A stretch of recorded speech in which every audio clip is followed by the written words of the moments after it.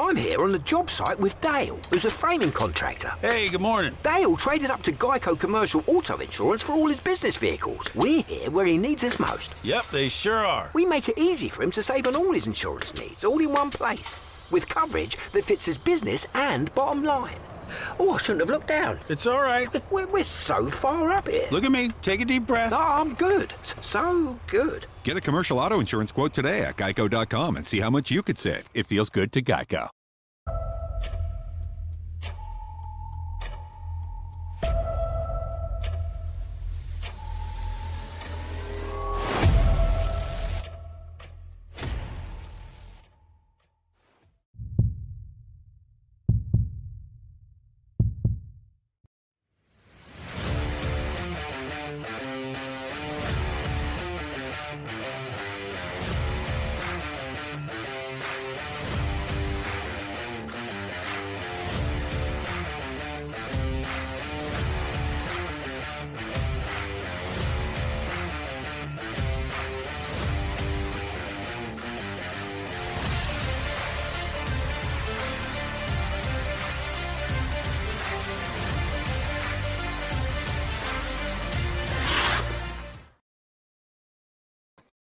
What's up, Canucks fans?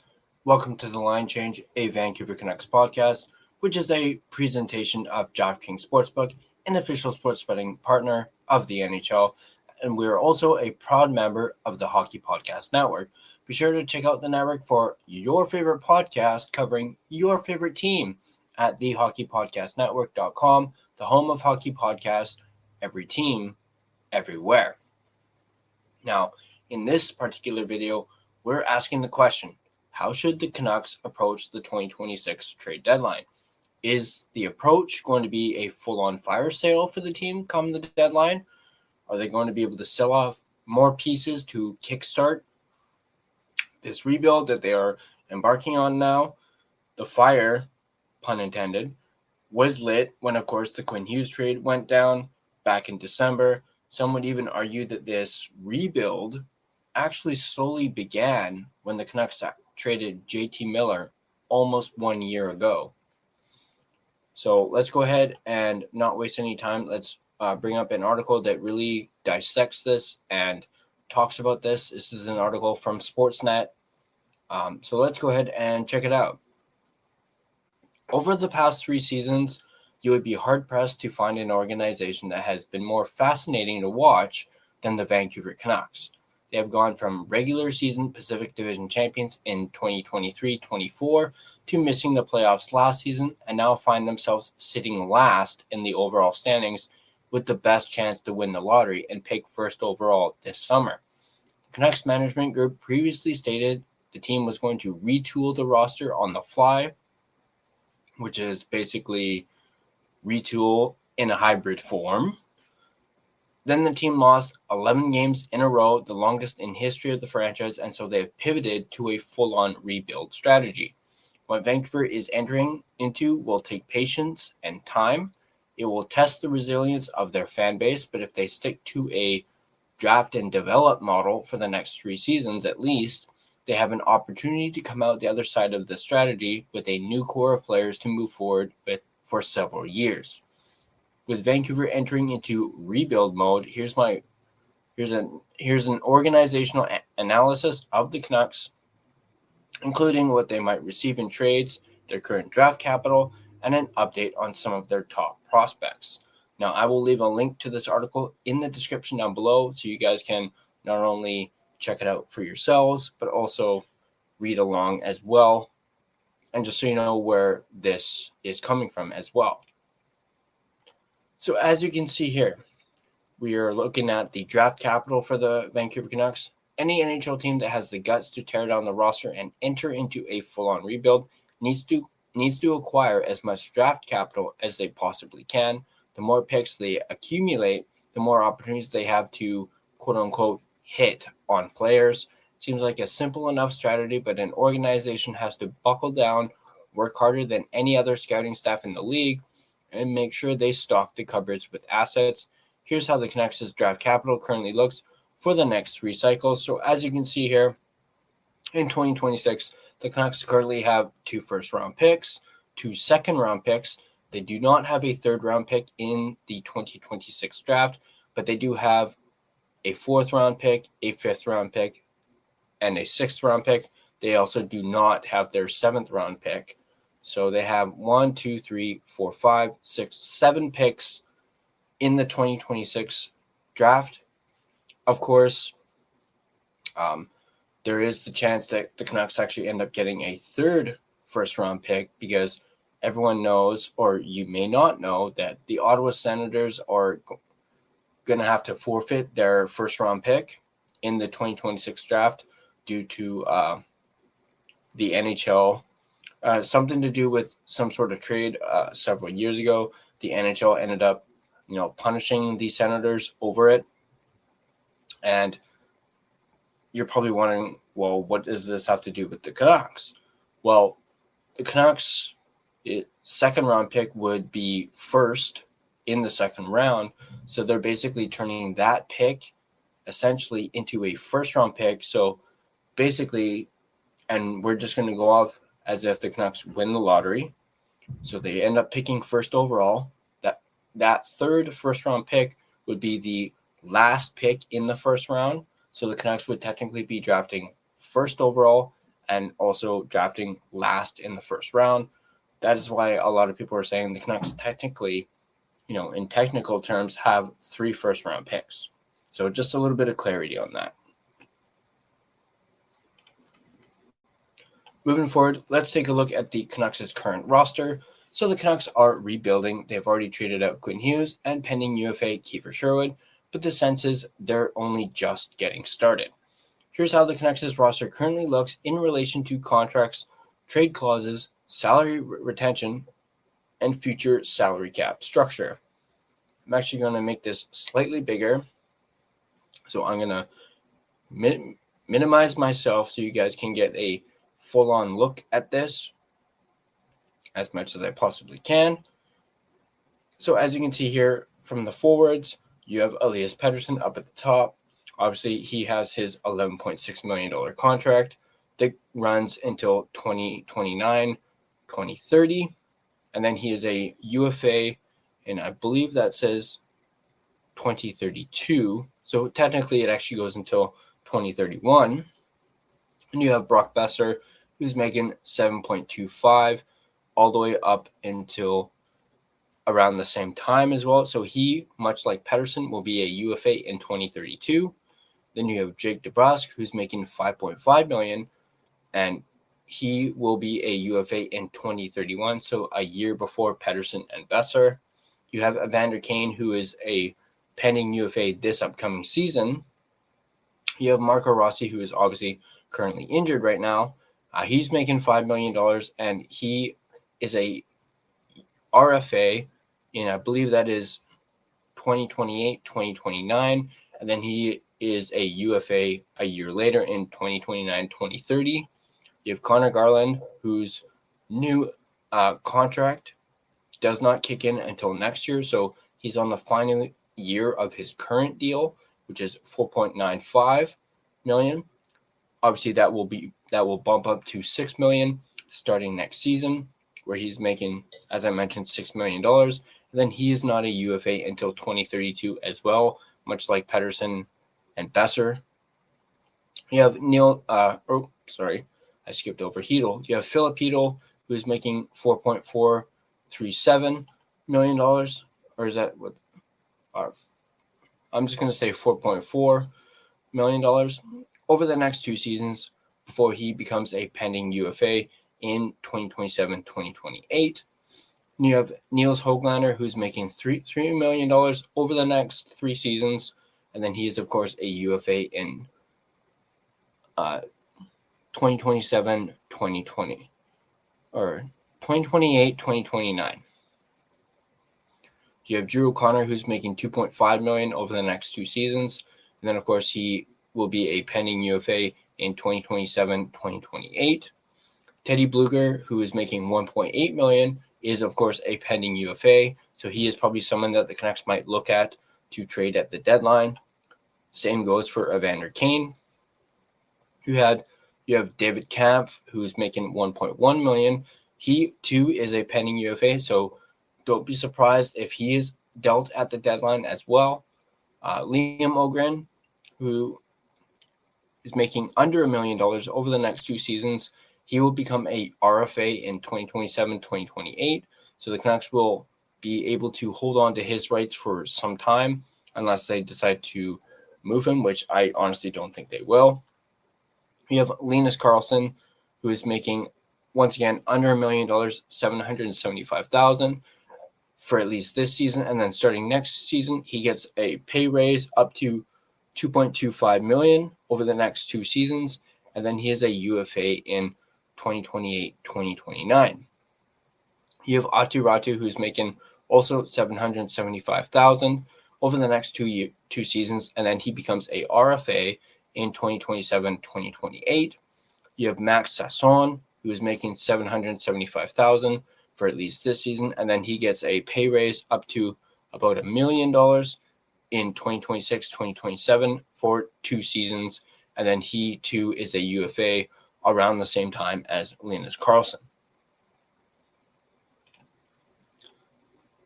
Just looking at some notes for these contracts.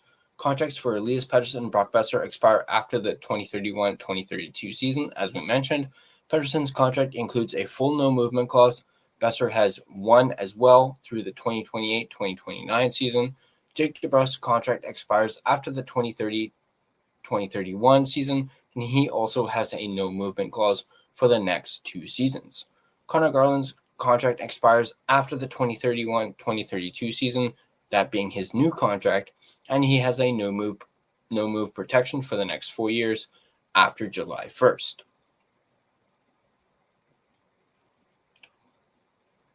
All right, let's take a look at the defensemen now. So there you have Filip Hronek, who's making $7.25 all the way up until 2029-2030. And then he is, of course, a UFA in 2032, so around the same time as Brock Boeser and Elias Pettersson. Then you have, speaking of Pettersson, you have Marcus Pettersson, who's making $5.5 million up until 2029-2030, where he then becomes a UFA in 2031. You have Tyler Myers, who's making $3 million over the next 2 seasons, this season and next season, before he becomes a UFA. Obviously, there's a lot of talk about Myers potentially retiring after the 2026-2027 season due to his age, being 35 years old. By the time the contract ends, he will likely be, I believe, 37 years old at the end of his contract. And you have Derek Forbort, who is currently on LTIR, making $2 million. He is a pending UFA, so don't be surprised if Derek Forbort is also dealt at the trade deadline, even though he has not played a single game so far this season. And then you get into the young guys. Zeev Buium is making under $1 million, $966,000 over the next 2 seasons before he becomes a RFA in 2027-2028. So the Canucks do have control over Buium past or potentially past that RFA date of the 2027-2028 season, pending any trades. Again, I don't see Buium being traded anytime soon by the Canucks, considering who they traded in order to acquire Zeev Buium, that of course being Quinn Hughes. Then you have Tom Wielander, 20 years old, making $950,000 over the next 3 seasons, and then he himself becomes a RFA in 2028-2029. Then you have DPD making $838,000 over the next 2 seasons before he becomes a RFA in 2027-2028.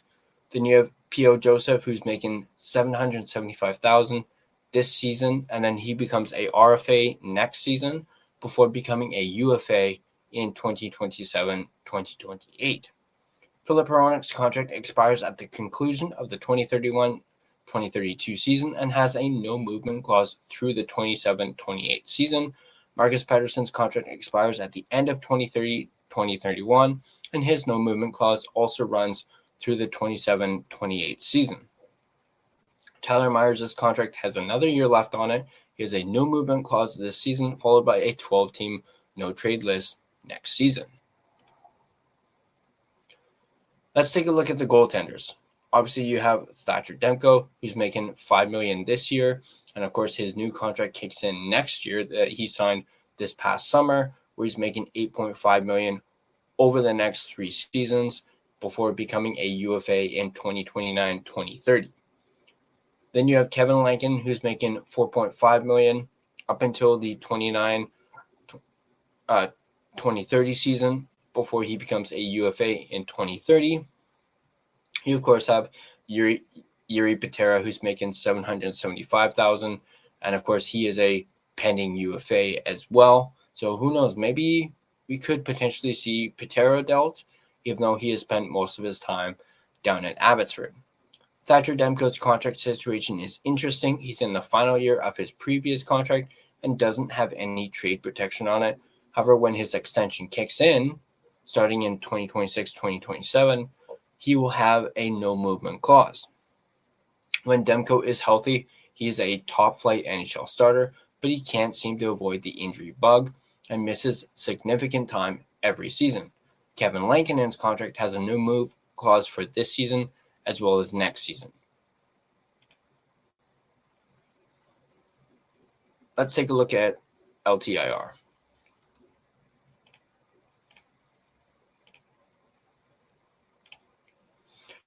Defenseman Derek Forbort is currently on long-term injured reserve. He's a pending UFA at the conclusion of the season and is making $2 million.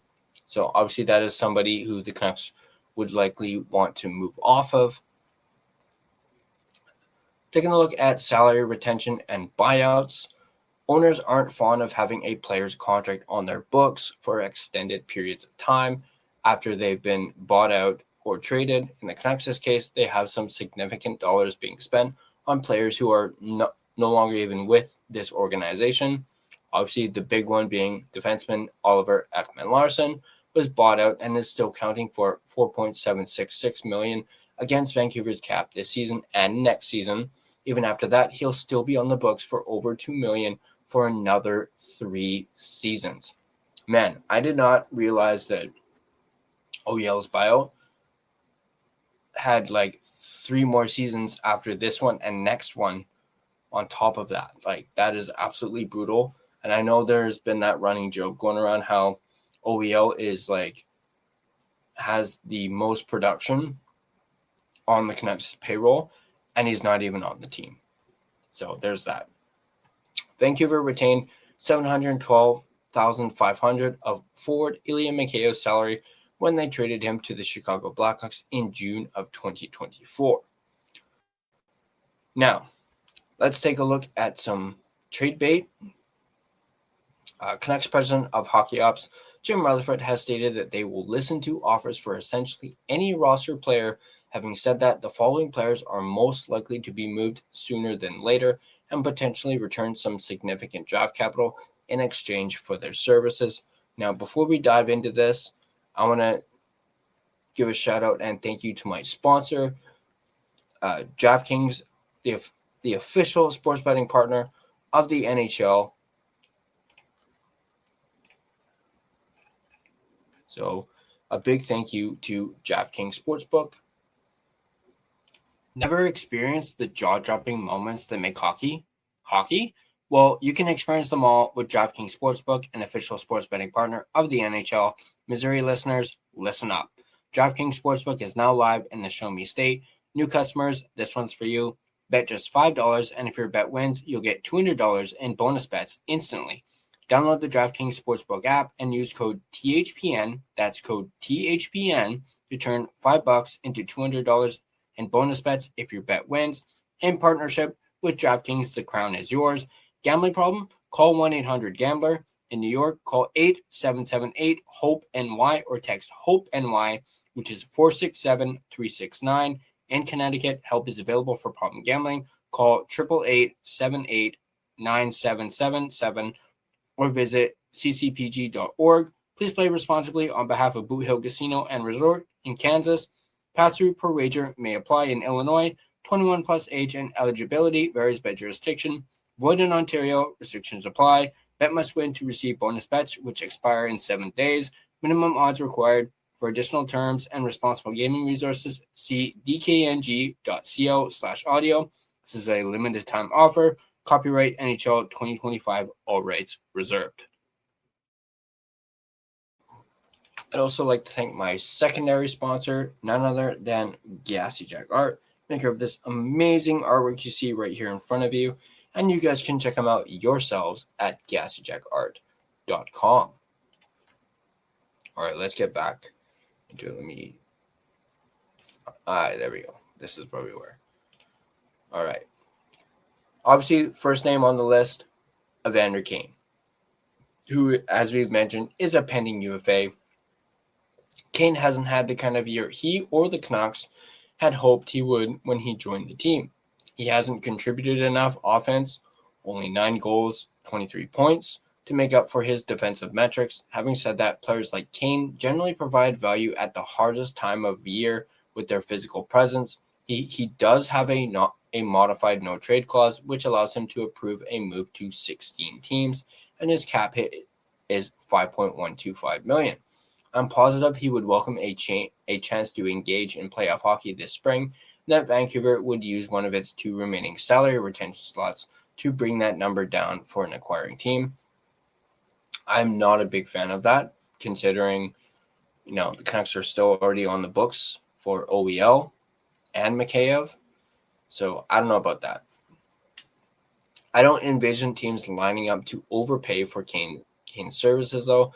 The entire scenario should end with an acquiring team settling on giving Vancouver a draft pick that is essentially 1 round too rich for their liking, but that would be the price for significant retention to lower the cap hit. One potential suitor, and a new suitor that has recently emerged, is the Colorado Avalanche, who currently have $2.514 million in cap space. I'm not sure they would be the team that covets Kane the most, but if they do target him, it'd likely cost them one of their 2 2027 second rounders they have, plus a 2026 fifth rounder. That's costly, but the Avalanche would want Vancouver to retain 50% without adding anyone else between now and March 6th. The Avs are on track to have $5.088 million in cap space at the trade deadline. Truthfully, I'm having a difficult time attempting to find multiple teams that might be interested in adding Kane to their group, but another club that requires some added depth are the LA Kings, a team that we have actually spoken about on this channel as a potential suitor for Evander Kane, and the fact that they might want Evander Kane due to the Kings GM being the former Edmonton Oilers GM, Ken Holland. The Kings currently sit 6th in the Pacific Division and are outside of a playoff spot by the tiebreaker. The Kings have loads of cap space, $12.792 million to be exact, draft capital, and desperately require another layer of scoring. 40-year-old Corey Perry, for example, currently sits 4th in the Kings scoring with 10 goals and 14 assists. If the Kings take on the full value of Kane's contract, the Canucks will receive a lesser draft pick, perhaps a 4th or 5th round pick. But if they end up retaining some of Kane's remaining contract, they could end up landing a much higher pick. If there is a market for Kane, the Canucks could end up receiving one of the Kings' 2 second-round picks if they retain 50% of Kane's salary. Elias Pettersson, whom we mentioned, is under contract through 2031-2032 with an $11.6 million AAV. Pettersson hasn't been the same player since he signed his massive contract extension in March of 2024. I don't envision things improving for Pettersson while the Canucks go through a rebuild, and a potential suitor has to ask how much risk are they willing to absorb. If a trade partner agrees to take on the entirety of Pettersson's contract, it will be fascinating to see the picks and or prospects they'll move to the Canucks, because if Pettersson did return to form with a new team, it will be worth the investment. Could either San Jose or Anaheim have interest in Pettersson? Teams like these, coming out of a rebuild, trying to make the playoffs, and with plenty of assets to seek roster upgrades, could be the right fit. Meantime, we know Carolina has also been linked to Pettersson recently as they try to get over the playoff hump. The Sharks have $7.93 million in cap space and have recent trade history with Vancouver after acquiring Kiefer Sherwood back on Monday. Logan Couture is still on IR, so moving him to LTIR would open the space needed to bring in Pettersson's full contract. If draft capital is what Vancouver values most in a Pettersson trade, I'd envision them asking for San Jose's own 2026 first rounder, plus Colorado's 2026 second rounder, and another mid-round pick in 2027. Cap space is not an issue for the Ducks, who have over $25 million to spare right now. Perhaps the Ducks would move their 2026 first rounder, plus one of the 3 second rounders they have in 2027, plus a mid-round pick in 2026. Carolina needs a center and is a playoff-ready team that has fallen short for several years. We know they are seeking a trade for center Jesperi Kotkaniemi. Oh boy, here we go again. So perhaps he could be part of that return, but not the main piece. Carolina has its own first-round pick in 2026, 2027, and 2028, but no second or third-round picks until 2027. Now let me bring up this next part. Unfortunately, I could not bring it up right away because I had too many spots filled. So let me find this next part. Where is it? There we go.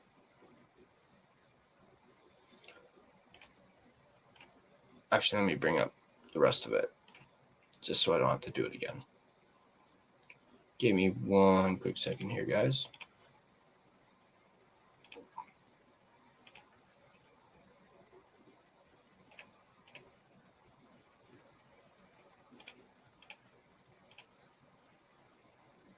There we go. All right, let's take a look at Jake DeBrusk, who's, as we mentioned, under contract through 2030-2031 with a $5.5 million AAV. When DeBrusk signed his long-term deal with the Canucks, he definitely didn't foresee the team heading towards a rebuild. His contract has a no-movement clause, so he does control what happens next. We have heard that he's potentially willing to waive his no-move clause for a change of scenery. DeBrusk scored a career-high 28 goals last year, and he's contributed 12 goals, 12 assists so far this season. The thing that stands out about his goal scoring is the fact that 11 of his 12 goals have come on the power play. So the team that has interest in him is likely looking for a power play specialist. DeBrusk is far from a perfect player at even strength. He has only produced a total of 9 points at even strength, and he carries a -14 rating. Having said that, DeBrusk has the speed to be used in all situations, so a team that has interest might think his metrics are a byproduct of the situation he has found himself in with the Canucks and believe they can get him to play within their structure with better results. At the end of the day, the issue still lies with DeBrusk's contract. Vancouver moves him. I don't expect the team on the other end to overspend in terms of draft capital if they take on the full amount of DeBrusk's contract. This is another player who might end up fetching a second-round pick and a mid-round pick to take on the full value of his contract. Wingers aren't needed as much as centers or defensemen around this time of year, but DeBrusk has shown capable of being a strong secondary producer before. The Canucks could get really aggressive and trade out more players than this. We know they are considering and listening on everything, but Kane, Pettersson, and DeBrusk are who I targeted potential trades for in this piece. Let's take a look at the future core. It's going to get worse before it gets better on the ice in Vancouver, but the Canucks have some nice pieces to build around in their system. Some of the players are developing in the AHL with Abbotsford, while others remain at the junior and college levels or were acquired in trade and have found roles with the NHL team. Starting off with Z Buyum is a future top pairing defenseman who will log north of 25 minutes per night, provide better than secondary offense, and quarterback to Canucks' power play. Marco Rossi is currently out with injury, and he's struggled to hit his stride offensively since joining the Canucks, but he has a history of providing better than secondary offense, and he's only 24 years old. Liam Ogren projects as a two-way third-line forward who plays with some power and drive off the rush and in the trenches. When he isn't producing offense, he has the ability to wear down opponents with some physical pushback and generally contribute reliable detail defensively. First-round pick they acquired in the trade with the Wild for Hughes looks like it will land somewhere between 25 and 32. Any additional first-round pick has potential to turn into a valuable asset. There are plenty of intriguing names in that range. Sam Costantino listed some of these targets in his latest draft rankings. You guys can find that by checking out the article. Another key prospect in the fold includes rookie defenseman Tom Willander, who's experiencing some growing pains in a challenging environment while averaging around 15 minutes per game in ice time. Willander is an excellent skater who has no issue keeping up with the pace at the NHL level, but his execution with the puck has ranged at times. The good news is he has produced 2 goals and 10 assists and has more to give as he matures. Forward Braden Coots was selected 15th overall by Vancouver at last year's draft and started the season in the NHL after a solid first training camp with the Canucks. Coots wasn't quite ready for full-time duty and was returned to his junior club at the time, then joined Team Canada at the recently completed World Juniors and is now with the WHL's Prince Albert Raiders after being traded from Seattle. Coots plays an energetic, infectious style and projects as a future second-line, high-end third-line center. He bleeds the kind of character required to assist NHL clubs when they are rebuilding their roster. Let's revisit the draft capital. I've only included Kane, Pedersen, and DeBrusk in my trade analysis. I expect the Canucks to be even more aggressive and trade other players from their roster either now or in the offseason, but examining their draft board again after the deals I've proposed in this piece, the Canucks would end up with at least 7 extra picks out of this process. In conclusion, tearing down a roster and rebuilding an organization takes patience and time. I've experienced it firsthand from my time scouting with the Florida Panthers from 2011 to 2020, and the process is full of twists and turns. But if that process is fully embraced by ownership, management, player development, coaches, and scouts, it can deliver positive results over time. It comes down to accumulating assets that end up being part of your roster or have enough value in trade to add to your team when the timing is right. So there you go. That is what I actually forget his name. Let me just scroll up and see what his actual name was. So this article was written by Jason Bukala from Sportsnet. Once again, as I mentioned earlier, I will include a link to it in the description down below. It is quite the fantastic read. So go ahead, check it out. But question is for you guys. I want to know what you guys think about this. Do you guys think this is the direction that the Canucks should take come the trade deadline? Should they go full-on fire sale at the deadline? Let me know in the comment section down below what you guys think. And as always, if you guys like this video, be sure to hit that like button. And if you want to stay up to date on all your Vancouver Canucks content, be sure to smash that subscribe button and turn on your notifications so you don't miss a single video. Also, you guys can check out our official merchandise store. We are actually currently selling our 1-year anniversary collection. We, of course, are rapidly approaching our 1-year anniversary at the end of February. And this new collection has a complete redesigned logo in both blue and green, as well as our skate version of our logo. Man, those black zip-up hoodies with the skate logo absolutely pop. So does that white one. So go ahead and check it out. TheLineChangePodcast.threadless.com. We do have some sales going on right now for it as well. So definitely check those out. Something else that you can check out too. Join our official Discord. There's a link to it in the description down below. It's completely free to join. We can have more conversations and discussions such as this one on our official Discord. So go ahead and do that as well. You can find and interact with us all over social media. We're everywhere. Facebook, Instagram, X, TikTok, even Blue Sky.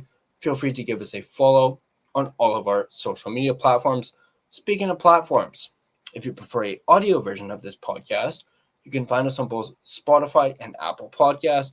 On Spotify, feel free to give us a follow, as well as rate and review us on either platform, as it really helps out the podcast, and we, of course, greatly appreciate it.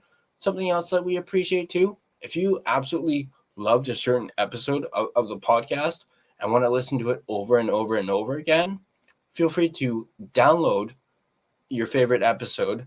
That too also really helps out the podcast as well. So go ahead and do that. And of course, we would be greatly appreciated of you doing that as well. But that's going to do it for me. I'll catch you guys in the next video. And as always, go Canucks, go.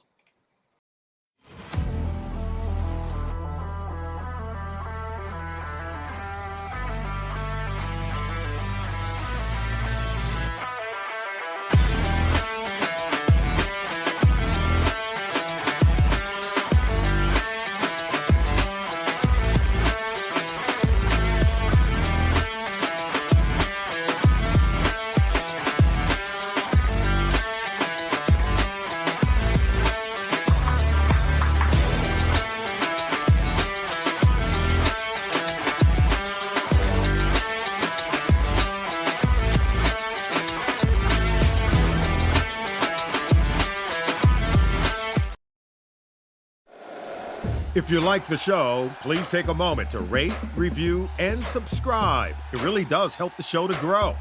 Thank you for listening.